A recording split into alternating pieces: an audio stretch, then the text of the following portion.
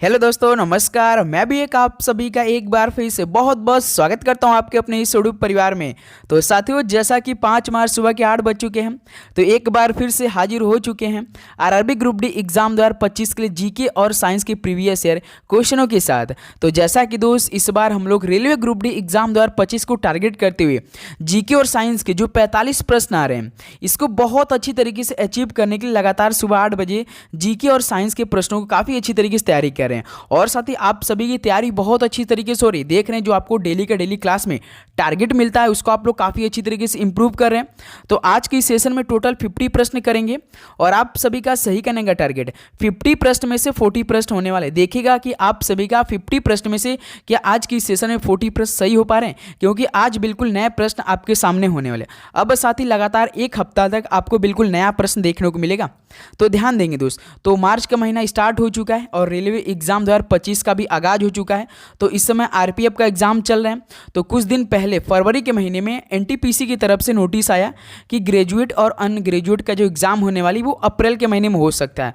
फिर साथ ही आपकी बारी होगी रेलवे ग्रुप डी एग्जाम 2025 का। तो आरपीएफ, एनटीपीसी, फिर लास्ट में आपका आरआरबी ग्रुप डी एग्जाम 2025। तो बीच में जब आरपीएफ का एग्जाम 18 मार्च तक चलेगी, 19-20 को एएलपी सीबीटी 2 का पेपर होगा, फिर जेई का भी तो एग्जाम बाकी है, तो उसको भी देखना है। फिर एनटीपीसी का एग्जाम देखना है। यानी दोस्त 58 से 59 लाख फॉर्म अप्लाई हुआ है एनटीपीसी में। तो भाई ग्रुप डी का तो लगभग 1 करोड़ फॉर्म अप्लाई हुआ। तो समझ सकते हैं इस बार कंपटीशन कितना तगड़ी होने वाली है। जीके और साइंस को तो आपको बहुत अच्छी तरीके से कमांड रखना है। यदि साथ ही आपने जीके पे अच्छा स्कोर कर लिया तो समझिए इस बार आपका एक सीट होने वाला तय है।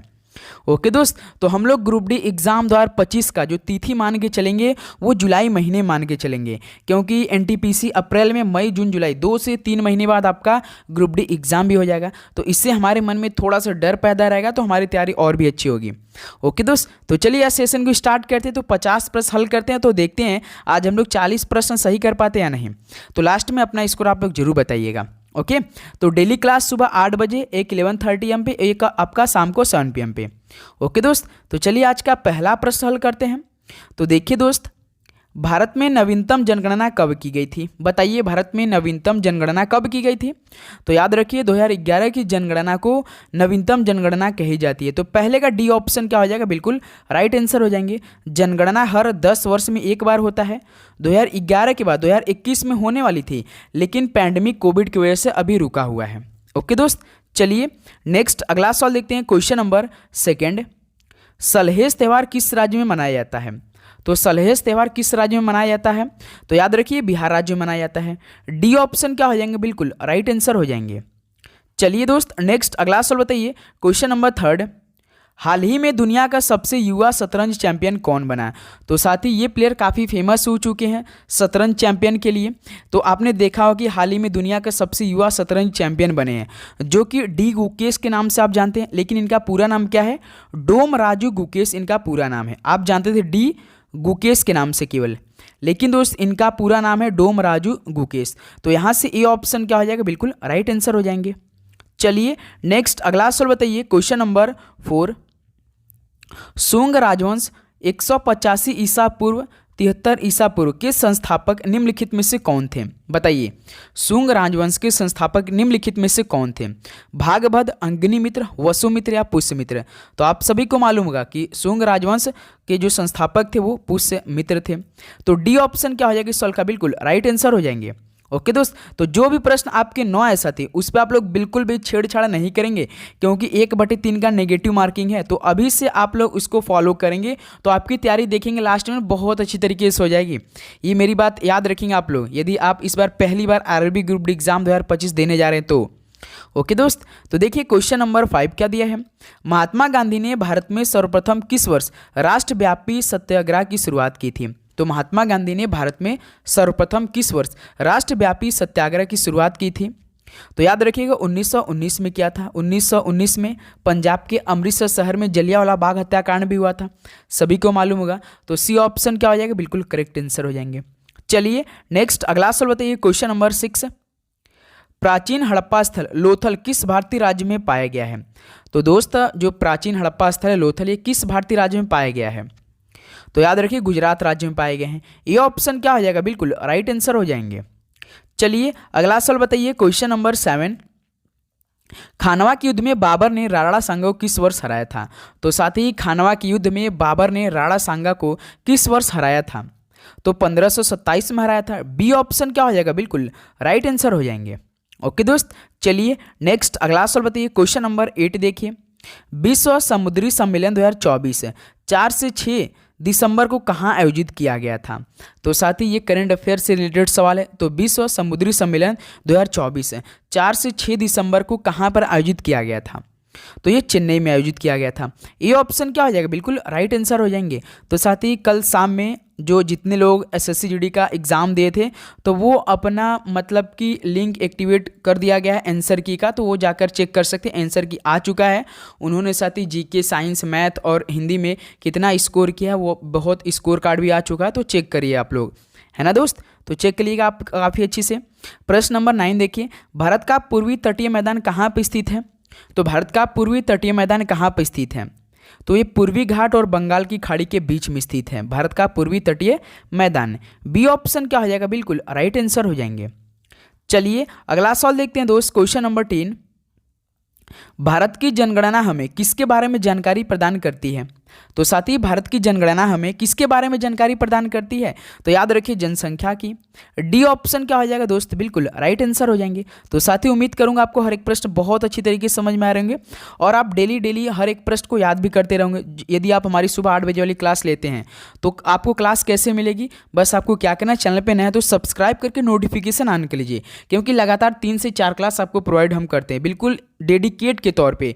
किस बार हमें आरआरबी ग्रुप डी एग्जाम 2025 में एक सीट लेना ही लेना है। वही साथ ही जीके, साइंस, मैथ, रीजनिंग पढ़ना है, कुछ अलग नहीं पढ़ना है जो आप इससे पहले कंपटीशन की तैयारी करके आ रहे हैं। बस आती उसी को तैयारी करना। इस बार थोड़ा सा हार्ड लेवल के सवाल को पढ़ के जाना है क्योंकि कंपटीशन तगड़ा होने वाली है। ओके दोस्त, तो देखिए प्रश्न 11, किसने डल झील पर एशिया की पहली जल परिवहन से सेवा शुरू की है? बताइए दोस्त, किसने डल झील पर एशिया की पहली जल परिवहन सेवा शुरू की है? तो याद रखिए उबर ने स्टार्ट किया है। ये ऑप्शन क्या हो जाएगा? बिल्कुल राइट आंसर हो जाएंगे। चलिए दोस्त अगला सवाल बताइए, क्वेश्चन नंबर 12। भारतीय संविधान में दिए गए मौलिक कर्तव्यों के अनुसार भारत की संप्रभुता ये किसको मानना और उसकी रक्षा करना भारत के प्रत्येक नागरिक का कर्तव्य है? बताइए, भारतीय संविधान में दिए गए मौलिक कर्तव्यों के अनुसार जो भारत की संप्रभुता है ये एकता और अखंडता को मानना और उसकी रक्षा करना भारत के प्रत्येक नागरिक का कर्तव्य है। तो बी ऑप्शन एकता और अखंडता बिल्कुल राइट आंसर हो जाएंगे। चलिए नेक्स्ट अगला सवाल बताइए, क्वेश्चन नंबर 13। निम्नलिखित में से किस जानवर की रीढ़ की हड्डी नहीं होती है? बताइए दोस्त, किस जानवर की रीढ़ की हड्डी ही नहीं होती है? मेढक, इंसान, मकड़ी या कबूतर की? तो याद रखिए दोस्त, जो मेढक है इसमें रीढ़ की हड्डी नहीं होती है। ये ऑप्शन भी क्या हो जाएगा? बिल्कुल राइट आंसर हो जाएंगे। चलिए अगला सवाल बताइए, क्वेश्चन नंबर दोस्त 14 देखिए। पृथ्वी की सतह पर चट्टानों के टूटने को क्या कहा जाता है? तो दोस्त पृथ्वी की सतह पर चट्टानों के टूटने को क्या कहा जाता है? तो अपक्षय बोला जाता है। बी ऑप्शन क्या हो जाएगा दोस्त? बिल्कुल राइट आंसर हो जाएंगे। चलिए नेक्स्ट अगला सवाल बताइए, क्वेश्चन नंबर 15। किसे मध्य प्रदेश का 8वां बाघ अभयारण्य क्षेत्र घोषित किया गया है? तो किसे मध्य प्रदेश का 8वां बाघ अभयारण्य क्षेत्र घोषित किया गया है? तो ये दोस्त आपका 2024 में ही घोषित कर दिया गया है। तो याद रखिए रातापानी वन्य जीव अभयारण्य को। तो डी ऑप्शन क्या हो जाएगा इस सवाल का? बिल्कुल राइट आंसर हो जाएंगे। रातापानी और वन्य जीव अभयारण्य को दोस्त मध्य प्रदेश का 8वां बाघ अभयारण्य क्षेत्र घोषित किया गया है। चलिए अगला सवाल देखते हैं, क्वेश्चन नंबर 16 देखिए। किसी देश में माउंट सुमेरु ज्वालामुखी फटा? तो दोस्त किस देश में माउंट सुमेरु पर ज्वालामुखी फटा? इंडोनेशिया, म्यांमार, मॉरिशस या बांग्लादेश में? तो याद रखिए दोस्त ये इंडोनेशिया में फटा था। ये ऑप्शन क्या हो जाएगा? बिल्कुल राइट आंसर हो जाएंगे। चलिए नेक्स्ट अगला सवाल बताइए, क्वेश्चन नंबर 17। तमिल समर देव मुरुगन की पूजा समारोह के दौरान भक्तों द्वारा निम्नलिखित में से कौन सा नृत्य प्रस्तुत किया जाता है? बताइए दोस्त, तमिल समर देव मुरुगन की पूजा समारोह के दौरान भक्तों द्वारा कौन सा नृत्य प्रस्तुत किया जाता है? तो याद रखिए दोस्त कावड़ी अट्टम किया जाता है। ऑप्शन सी क्या हो जाएगा? बिल्कुल राइट आंसर हो जाएंगे। आज की क्लास में जो पहली बार रेलवे ग्रुप डी का परीक्षा देने वाले हैं तो उनका तो भाई थोड़ा सा दिमाग हिल रहा होगा, क्योंकि आज के जो सवाल है ना वो थोड़ा सा हाई लेवल के हो रहे हैं दोस्त।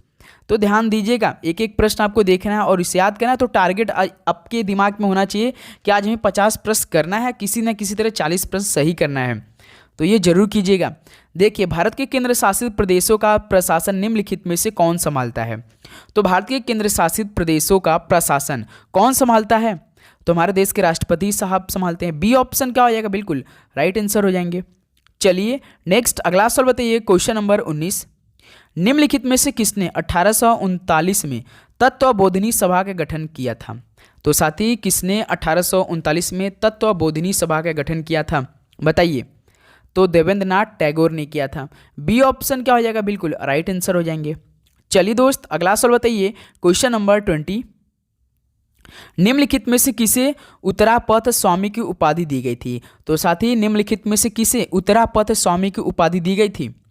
तो याद रखिए धर्मपाल को दी गई थी। ऑप्शन सी क्या हो जाएगा? बिल्कुल राइट आंसर हो जाएंगे। चलिए अगला सवाल देखते हैं, प्रश्न संख्या 21।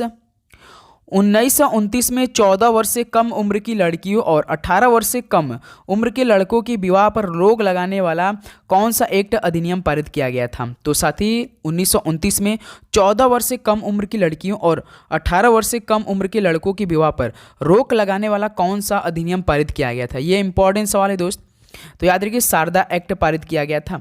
बी ऑप्शन क्या हो जाएगा? बिल्कुल राइट आंसर हो जाएंगे। चलिए नेक्स्ट अगला सवाल बताइए, क्वेश्चन नंबर 22।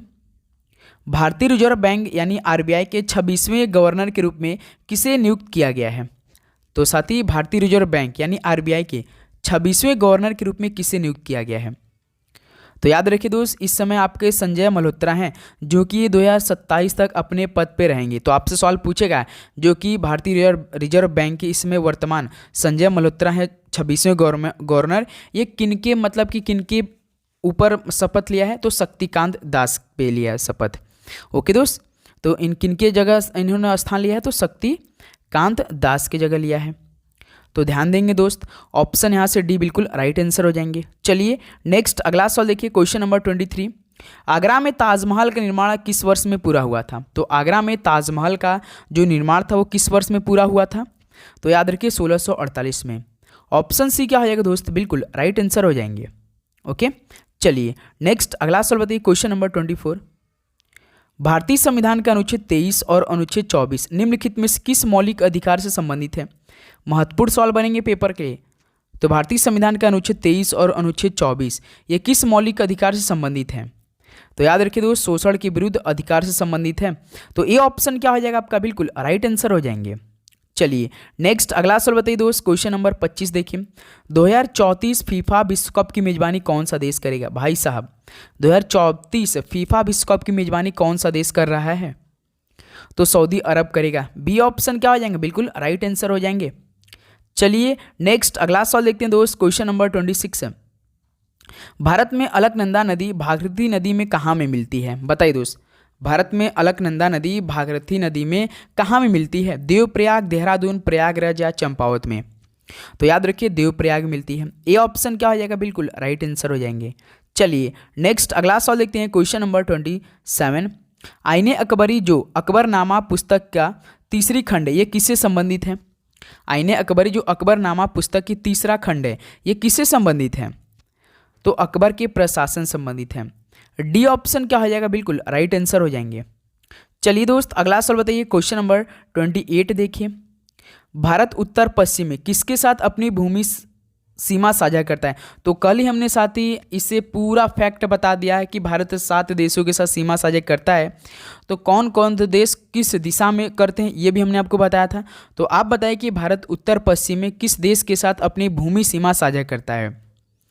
भूमि सीमा साझा करता है, ये सवाल आपसे पूछ रहे हैं। तो दोस्त अफगानिस्तान के साथ। डी ऑप्शन क्या हो जाएगा? बिल्कुल राइट आंसर हो जाएंगे।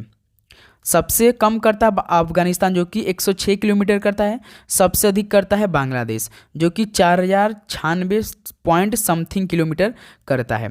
तो ध्यान देंगे आप लोग। चलिए नेक्स्ट अगला सवाल बताइए दोस्त, क्वेश्चन नंबर 29 देखिए। एल्यूमिनियम परमाणु में इलेक्ट्रॉनों का विन्यास क्या है? एल्यूमिनियम परमाणु में इलेक्ट्रॉन का विन्यास क्या होता है? तो आपको मालूम होगा Al कितना होता है? Al कितना होता है? 13 होता है। आपका ये नाभिक होगा, इसमें 2 हो गए, 13 हैं। तो साथ ही कितना बनाएंगे? 2 8 3 बनाएंगे, 8 2 10 3 13।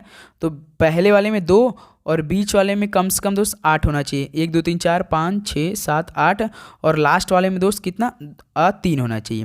तो देखिए 2 8 3 यानी 8 2 10 3 13 हो गए।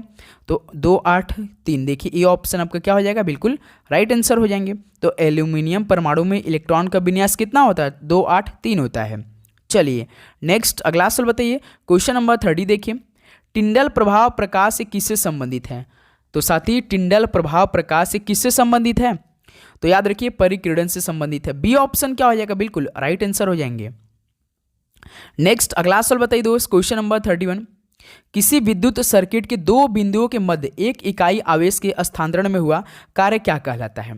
तो किसी विद्युत सर्किट के दो बिंदुओं के मध्य एक इकाई आवेश के स्थानांतरण में हुआ कार्य क्या कहलाता है, तो विभवांतर बोला जाता है, पोटेंशियल डिफरेंस जिसे आप लोग बोलते हैं। ये ऑप्शन क्या हो जाएगा, बिल्कुल करेक्ट आंसर हो जाएंगे। तो साथी उम्मीद करूंगा आपको हर एक प्रश्न बहुत अच्छी तरीके से समझ में आ रहे होंगे और आप लगातार साथी डेली सुबह 8 बजे क्लास जरूर ज्वाइन कर रहे होंगे और अपनी तैयारी को काफ़ी अच्छी तरीके से आगे बढ़ा रहे होंगे। तो साथी चैनल पे नहीं तो सब्सक्राइब करके नोटिफिकेशन जरूर ऑन करेंगे, क्योंकि आपका एक लाइक और एक सब्सक्राइब हमें मोटिवेट करता है कि हम आपके लिए लगातार क्लास प्रोवाइड कर पाते हैं। पूरी शिद्दत के साथ साथी हम क्लास प्रोवाइड करते हैं। ऐसा नहीं कि आपके पास टाइम वेस्ट करने हम आते हैं, बिल्कुल साथी जैसा एग्जाम में सवाल पूछे गए थे 2018 और 2022 में, फिर साथी आरपीएफ में 2 3 4 को जिस तरह से सवाल पूछे गए हैं बिल्कुल सेम साथी देखते हुए कि रेलवे में कैसे सवाल पूछा जा सकता है, बिल्कुल एग्जाम ओरिएंटेशन सवाल हम डेली करते हैं इस समय। ओके दोस्तों, आपको डेली का डेली क्लास जरूर ज्वाइन करना है यदि आपका टारगेट 2025 ग्रुप डी एग्जाम है तो। ओके दोस्त, तो देखिए 32 नंबर, आणविक कक्षा का अभिन्यास किससे नियंत्रित होता है। तो साथी आणविक कक्षा का अभिन्यास किससे नियंत्रित होता है, तो याद रखिए चुंबकीय क्वांटम संख्या से। बी ऑप्शन क्या हो जाएगा, बिल्कुल राइट आंसर हो जाएंगे। चलिए नेक्स्ट अगला सवाल बताइए, क्वेश्चन नंबर 33, पशुओं में हीमोग्लोबिन के सदृश पौधों में कौन सा अणु होती है। तो साथी पशुओं में हीमोग्लोबिन के सदृश पौधों में कौन सा अणु होती है, तो याद रखिए क्लोरोफिल होती है। ऑप्शन सी बिल्कुल राइट आंसर हो जाएंगे। ये पत्ते में प्रेजेंट रहते हैं जिसकी वजह से जो पत्ता रहता है वो क्या होता है, आपका ग्रीन कलर का होता है। नेक्स्ट अगला सवाल बताइए, क्वेश्चन नंबर 34 देखिए, करक्यूमिक किससे पृथक किया जाता है। तो साथी करक्यूमिक किससे पृथक किया जाता है, लहसुन, हल्दी, सूरजमुखी या गुलाब से। तो साथी याद रखिएगा ये हल्दी से किया जाता है। बी ऑप्शन क्या हो जाएगा, बिल्कुल राइट आंसर हो जाएंगे। जो आपका करक्यूमिक है ये आपका फिनोलिक क्या है, एक तरह का यौगिक है, फिनोलिक यौगिक है। ध्यान देंगे आप सभी दोस्त, जो करक्यूमिक है ये हल्दी से अलग किया जाता है। पृथक का मतलब होता है अलग होना। चलिए नेक्स्ट अगला सवाल बताइए, क्वेश्चन नंबर 35 देखिए, पौधे किसकी अधिकता के कारण मुरझाने लगते हैं। तो साथी पौधे किसकी अधिकता के कारण मुरझाने लगते हैं, तो याद रखिए वाष्पोत्सर्जन के कारण। डी ऑप्शन क्या हो जाएगा, बिल्कुल राइट आंसर हो जाएंगे। नेक्स्ट अगला सवाल बताइए दोस्त, क्वेश्चन नंबर 36 देखिए, नमक का भारी मात्रा में सेवन करने के बावजूद किस पशु को उच्च रक्तचाप नहीं होता। तो साथी नमक का भारी मात्रा में सेवन करने के बावजूद किस पशु को उच्च रक्तचाप नहीं होता, भेड़, भैंस, बाघ को या ऊँट को। तो दोस्त याद रखिए ऊँट को। तो डी ऑप्शन क्या हो जाएगा, बिल्कुल राइट आंसर हो जाएंगे। चलिए नेक्स्ट अगला सवाल बताइए, क्वेश्चन नंबर 37, रक्तचाप किसका अधिक स्राव होने से बढ़ सकता है। तो साथी रक्तचाप किसका अधिक स्राव होने से बढ़ सकता है, तो याद रखिए थायरॉक्सिन का। ये ऑप्शन क्या हो जाएगा, बिल्कुल राइट आंसर हो जाएंगे। अगला सवाल बताइए दोस्त, क्वेश्चन नंबर 38 देखिए, कोलेस्ट्रॉल किस में नहीं होता। तो साथी कोलेस्ट्रॉल किस में नहीं होता है, बताइए आप सभी। तो याद रखिए जो ग्राउंड नट ऑयल होता है ना, इसमें कोलेस्ट्रॉल नहीं होता है। तो ये ऑप्शन यहाँ से क्या होगा आपका, बिल्कुल राइट आंसर हो जाएंगे। ओके चलिए अगला सवाल बताइए, क्वेश्चन नंबर 39 देखिए, प्रतिजन क्या होता है, बताइए प्रतिजन क्या होता है। तो साथी प्रतिरक्षी निर्माण के लिए उद्दीपन होता है। तो सी ऑप्शन क्या हो जाएगा, बिल्कुल राइट आंसर हो जाएंगे। चलिए नेक्स्ट अगला सवाल देखते हैं, क्वेश्चन नंबर 40, सतह से सतह पर फेंके गए पिंड का महत्तम परास के लिए प्रक्षेप कोण का मान होना चाहिए। तो कितना डिग्री होना चाहिए दोस्त, सतह से सतह पर फेंके गए पिंड का महत्तम पारस के लिए, बताइए। तो 45 डिग्री होना चाहिए। सी ऑप्शन क्या हो जाएगा, बिल्कुल राइट आंसर हो जाएंगे। ओके दोस्त चलिए नेक्स्ट अगला सवाल बताइए, क्वेश्चन नंबर 41 देखिए, निम्नलिखित में से न्यूटन का कौन सा स्वरूप गति नियम बल की परिभाषा देता है। तो इनमें से न्यूटन का कौन स्वरूप गति नियम बल की परिभाषा देता है। जो साथी न्यूटन का पहला नियम है, यानी ये ऑप्शन क्या हो जाएगा, प्रथम नियम, बिल्कुल राइट आंसर हो जाएंगे। चलिए दोस्त अगला सवाल देखते हैं, क्वेश्चन नंबर 42। रंगों के निम्नलिखित समूहों में से किस समूह के रंग सामान्यतया प्रकाश के प्राथमिक रंगों के रूप में जाने जाते हैं? तो बताइए दोस्त, रंगों के किस समूह के रंग सामान्यतया प्रकाश के प्राथमिक रंगों के रूप में जाने जाते हैं? ये महत्वपूर्ण सवाल बनेंगे दोस्त, खासकर रेलवे एग्जामों के लिए, क्योंकि ये कलर आप देखेंगे साथ ही ट्रैक पे लगा रहता है। आपको ध्यान देना, ये सवाल जरूर पूछते हैं। तो एक तो दोस्त देखिए दोस्त, लाल, एक हरा और नीला। सी ऑप्शन बिल्कुल राइट आंसर हो जाएंगे। लाल मतलब रेड, हरा मतलब ग्रीन, नीला मतलब दोस्त ब्लू। ये तीनों कलर प्राथमिक रंगों के रूप में जाने जाते हैं। चलिए नेक्स्ट अगला सवाल बताइए, क्वेश्चन नंबर 43 देखिए। सूर्य से पृथ्वी को प्राप्त ऊष्मा को क्या कहते हैं? सूर्य से पृथ्वी को प्राप्त ऊष्मा को क्या कहा जाता है? तो याद रखिए आतपन बोला जाता है। ये ऑप्शन क्या हो जाएगा? आतपन बिल्कुल राइट आंसर हो जाएंगे। चलिए अगला सवाल देखते हैं, क्वेश्चन नंबर 44। निम्नलिखित में से कौन सी धातु इटाई रोग पैदा करती है? तो साथी इनमें से कौन सी धातु इटाई रोग पैदा कर देती है? कैडमियम, क्रोमियम, कोबाल्ट या कॉपर? तो साथी कैडमियम करती है। ये ऑप्शन क्या हो जाएगा? बिल्कुल राइट आंसर हो जाएंगे। चलिए नेक्स्ट अगला सवाल देखते हैं, क्वेश्चन नंबर 45। हमारे दांतों पर पनपते जीवाणु कौन सा पदार्थ उत्पन्न कर दांतों में धब्बे बनाते हैं? तो साथी हमारे दांतों पर पनपते जीवाणु कौन सा पदार्थ उत्पन्न कर दांतों में धब्बे बनाते हैं? आप देखेंगे दोस्त, कोई किसी का जो दांत होता है वो ब्लैक कलर का थोड़ा सा आने लगता है, तो इसी पनपते जीवाणु कारण होता है। तो कौन सा पदार्थ उत्पन्न कर देता है? तो याद रखिए डेक्सट्रॉन्स करता है दोस्त। जो एक डेक्सट्रॉन्स है ना, ये जीवाणु होते हैं जो कि पदार्थ उत्पन्न कर देते हैं, दांतों में धब्बा बना देते हैं। बी ऑप्शन क्या हो जाएगा? बिल्कुल करेक्ट आंसर हो जाएंगे। चलिए नेक्स्ट अगला सवाल देखते हैं दोस्त, क्वेश्चन नंबर 46। जीवाणु की कोशिका भित्ति किसकी बनी होती है? तो साथ ही जीवाणु की कोशिका भित्ति किसकी बनी होती है? तो सेलुलोज एवं काइटिन की बनी होती है। ये ऑप्शन क्या हो जाएंगे? बिल्कुल राइट आंसर हो जाएंगे। चलिए नेक्स्ट अगला सवाल देखते हैं, क्वेश्चन नंबर 47 क्या दिया है? इंसुलिन क्या होते हैं? बताइए इंसुलिन क्या होते हैं? डायरेक्ट आपसे सवाल पूछ दिया।